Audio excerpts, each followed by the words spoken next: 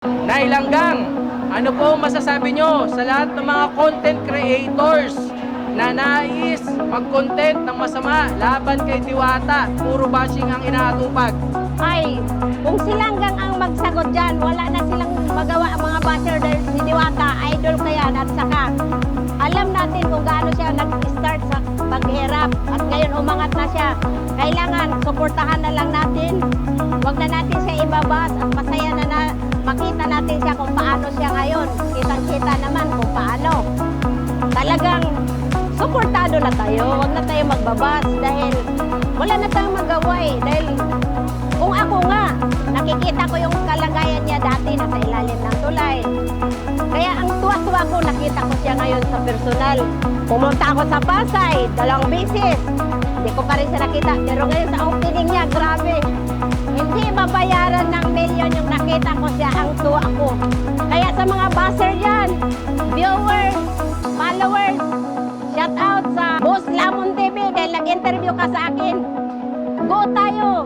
Kahit ano man ang mangyari sa mundo, saludo tayo kay Diwata. Grabe, sobrang blessing na binigay ni Lord sa kanya.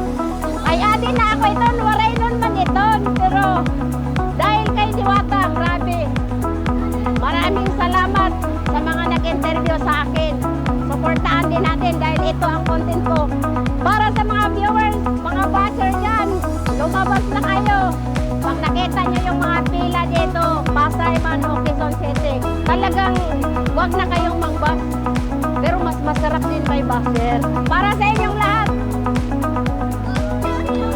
Boss Lamon TV, shout out! Dagdagan nyo pa ang followers nila at siyempre, isama nyo naman silang lang. Bye! Shout out, Idol Diwata! Nagpasalamat ako sa iyo. Kakarating ko lang. Nabigyan mo ako 1 lemoy. 1 kilong bigas. Bye! Shout out sa iyo, Boss Lamon TV. Sa sunod, pwede mo rin ako i-collab sa Kainan o Tagayan. Ito lang ang sakalam ni Langgang. Follow nyo rin si Langgang. Bye!